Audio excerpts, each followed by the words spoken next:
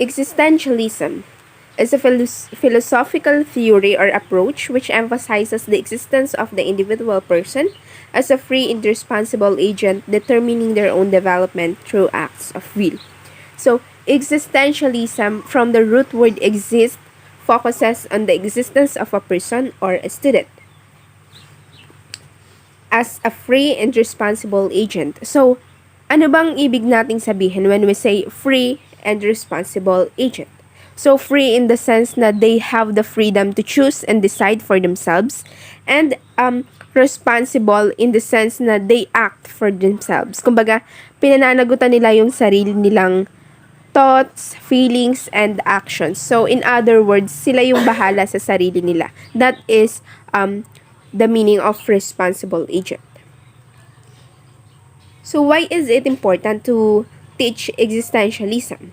First, to help students understand and appreciate themselves as unique individuals who accept complete responsibility for their thoughts, feelings, and actions. So, the main concern of existentialists is to help students understand and appreciate themselves.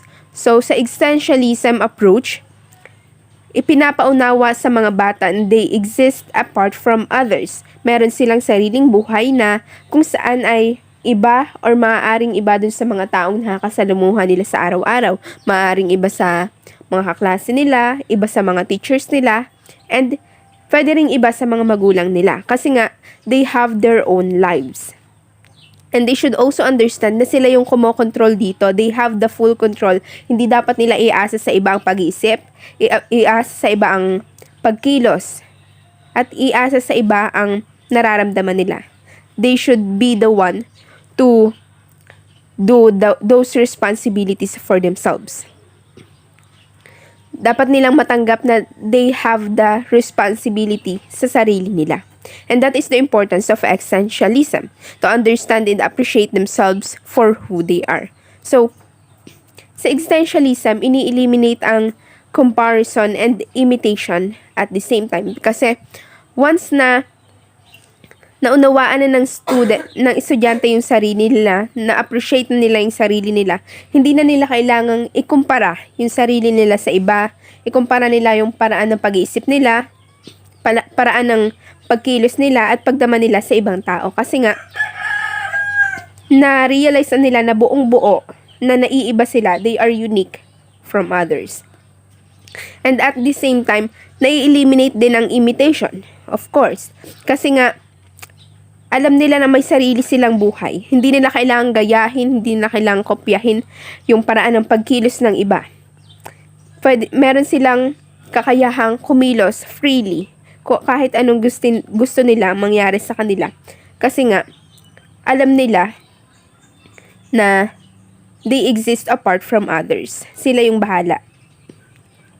And dapat ma-develop nila yung own perspective nila sa buhay. Hindi dahil yun yung perspective ng iba, yun yung perspective ng kaklase nila, ng teacher nila, ng magulang nila, kundi dahil yun yung gusto nila. So next, to help students define their own essence. So, ang existentialism is isang approach na, kumbaga, tutulungan yung isang bata na mahanap yung sarili nila, mahanap yung roles nila, mahanap yung gusto nila, yung gusto nilang maging, at mahanap yung direction nila sa buhay. So, paano? By exposing them to various paths and choices, they are free to choose kahit ano. By exposing them to various paths and choices on which they are free to choose kahit ano. So, para mahanap ng bata yung gusto nila, yung direction nila, yung gusto nilang tahakin, ini-expose sila ng existentialism sa maraming choices, maraming pagpipilian, maraming daan, na kung saan meron silang privilege na pumili ng kahit ano base sa gusto nila. Kasi sa existentialism, hindi pinoprogram yung mga bata. Students are viewed not as robots, but as humans. Hindi sila robots na remote control, hindi sila artista na scripted. Kumbaga, Hindi sila dinidiktahan, hindi sila binibigyan ng script kung ano yung gagawin nila. Instead, they are given lots of choices and privilege to choose at the same time. And dun sa pagpili nila, doon nila madidefine kung anong role ba talaga nila, anong gusto nila. Doon nila makikita yung essence nila.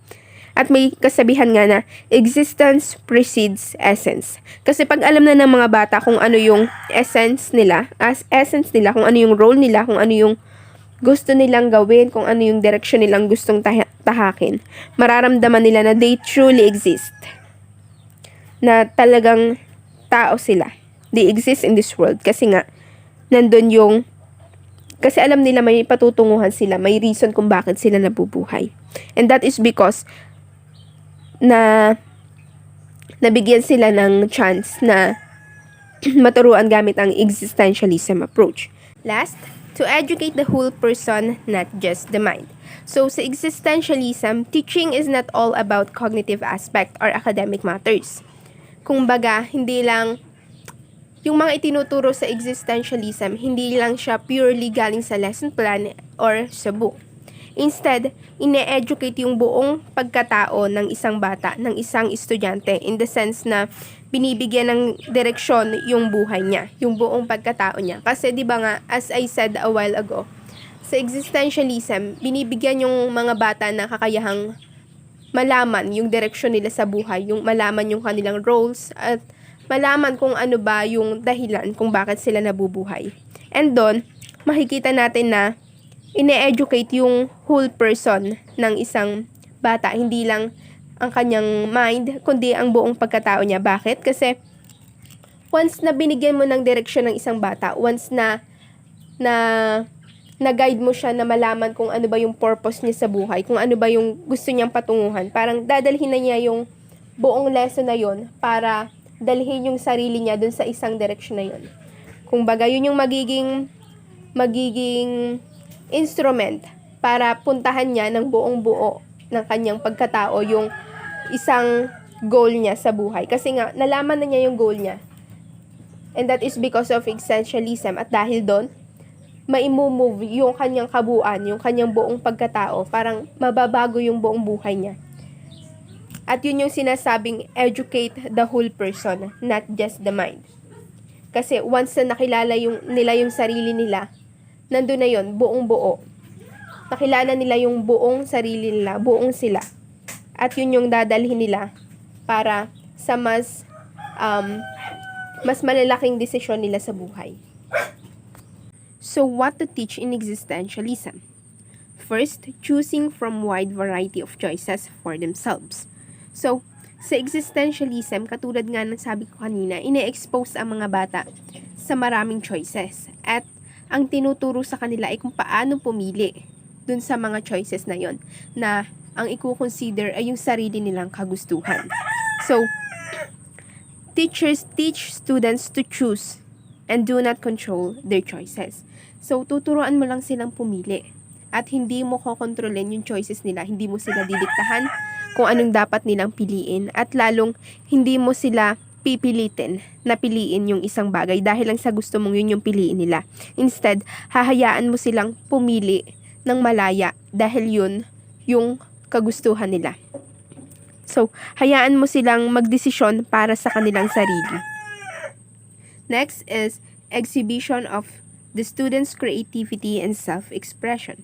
So, sa existentialism, dahil nga malaya ang mga estudyante, dapat ma-unleash yung creativity nila and self-expression. Dapat ma-express nila yung sarili nila in a creative way.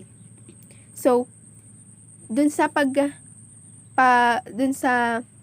idea na pagpili nila ng mga gusto nilang gawin, doon maipapakita nila yung kanilang creativity, yung ma-express nila yung sarili nila. Dahil doon sa pagpili nilang yon, ibig sabihin doon, ang isinialang-alang nila ay yung kagustuhan nila, yung interest nila. Therefore, pag pinili nila, for example, ang pagsayaw over pagkanta, ibig sabihin, meron silang talent or meron silang kagustuhan na may kinalaman sa pagsayaw. So, yung self-expression nila, yung yung idea na na-express nila yung sarili nila, that's part of the students' realization of their existence. So, the fact na kaya nilang i-express yung sarili nila, ibig sabihin nun na they are existing in this world. Meron silang sariling space in this world. Third, developing students' own image of themselves rather than imitating others. So, katulad nga ng sabi ko kanina, sa dun sa part ng whitish, sa first part, hindi kailangan ng comparison. Hindi kailangan ng imitation. Kasi, once na na-realize na nga ng student yung unique existence nila sa mundong ito, hindi na nila kailangang i-imitate yung paraan ng pamumuhay ng iba, yung paraan ng pag-iisip ng iba, paraan ng pagdesisyon. Hindi na nila kailangang i-imitate yun. Instead, madedevelop nila yung sarili nilang image gamit yung sarili nilang mga desisyon na hindi nila kailangang gayahin, hindi nila kailangang kopyahin kung paano nagdesisyon yung iba, kung paano halimbawa nag-decide yung iba, hindi nila kailangang gayahin yung mga yon. Dahil meron silang kalayaan na pumili, magdesisyon para sa kanila para mabuo yung kanilang sarili, para mabuo yung own image nila as unique individuals. So, yun yung mga dapat ituro sa existentialism. Turuan sila na paano pumili sa mga choices, turuan sila na i-express yung kanilang creativity, at tulungan sila na ma-develop yung sarili nila. So, paano nga ba dapat ituro ang existentialism? Una, focus on the students. So, sa existentialism, learning is self-paced or self-directed.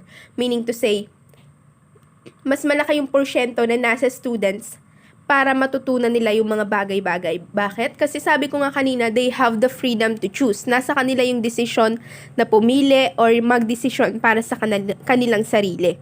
So, sa existentialism, students learn on their own. Students learn from themselves, from their choices. Kaya ikaw, as a teacher, guide ka lang, pero sila yung kikilos. Meaning to say, pwede mo silang gabayan sa mga pwede nilang piliin, pero hindi mo sila didiktahan or hindi mo sila kokontrolin para piliin yung halimbawa ganito, piliin yung ganyan. Hindi.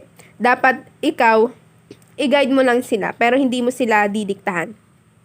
Next, relate to each student openly and honestly. So, dapat ipakita mo sa mga bata na naiintindihan mo yung pinili nila. Dapat ipakita mo na valid yung pinili nila para sa side nila, pag nakita nilang naiintindihan nila yung decision nila, parang ipopurso nila kung ano man yung pinili nila. Next, employ values clarification strategy to help students identify their roles in the society. So, dapat as a teacher, approachable ka kasi hindi mawawala na meron diyang mga students na naguguluhan. At as a teacher, ito yung duty mo to give advice or to give clarification para malinawan yung mga bata na naguguluhan dun sa mga pinili nila. You should clear their mind and explain both sides to clarify. Dapat hindi lang yung isang side ang i-explain mo.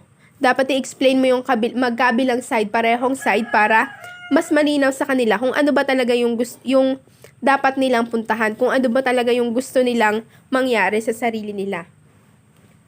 Third, remain non-judgmental. So, medyo related to dun sa number 2 kasi maraming mga student, hindi mawawala dyan yung iba-iba sila ng pipiliin. And minsan, parang hindi rin natin maiintindihan kung bakit nila pinili yun. Pero, as a teacher, we should remain non-judgmental. Bakit? Kasi, pinili nila yon ng may dahilan. Hindi nila pinili yun dahil wala lang, dahil walang dahilan. Pinili nila yon kasi meron silang specific na gustong mangyari. And we should understand yung mga dahilan nila na yon. Hindi natin dapat sila i-judge dahil lang sa pinili nila is ito or pinili nila yon, dapat suportahan natin sila sa kahit anuman yung pinili nila. Kasi yung suportang yon, magbo-boost yun ng confidence at ng parang determination sa kanila para ipagpatuloy nila kung ano man yung pinili nila. And last, do not impose values on the students.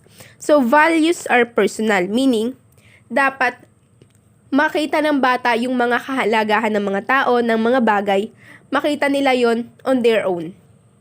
Hindi dapat scripted yung pagpaparealize natin sa kanila ng kahalagahan ng mga bagay. Hindi natin dapat sila pilitin na mahalaga ito, mahalaga yon, mahalaga si ano, gayon. Hindi dapat natin sila pilitin sa kahalagahan ng kahit ano. Kasi the more we force our value to a student, the more we force our value to a person or a student, the more it is easier for them to lose or forget our values. Kasi, once na pinilit mo yung isang bata, sinabi mo sa kanya, dapat mahalaga to, hindi niya makikita sa kanyang sarili yung kahalagahan ng isang bagay. Kumbaga, i-absorb na lang niya na mahalaga yon kasi sinabi mo mahalaga yon, pero hindi nila nakita yung kabuuan kung bakit nga ba mahalaga yon. Hindi nila fully naunawaan kung bakit mahalaga ang isang bagay. Kasi tinanggap na lang nila sa sarili nila na mahalaga yon kasi nga sinabi mo na mahalaga yon, which is mali. Kasi pag ganun yung nangyari, madaling makakalimutan ng mga bata kung bakit ba mahalaga yon. Kasi hindi naman talaga nila nakita kung bakit mahalaga. Kaya ang tendency nun, darating yung araw na madali na lang nilang makakalimutan. Kasi hindi naman sila nag-invest ng time, ng effort para makita yung halaga ng isang bagay. Kaya kung gaano nila kadali na absorb na mahalaga yung isang bagay, ganun din kadali para sa kanila nakalimutan yung halaga nun. So, let student or anyone see your value not because you impose it, but because they see it themselves.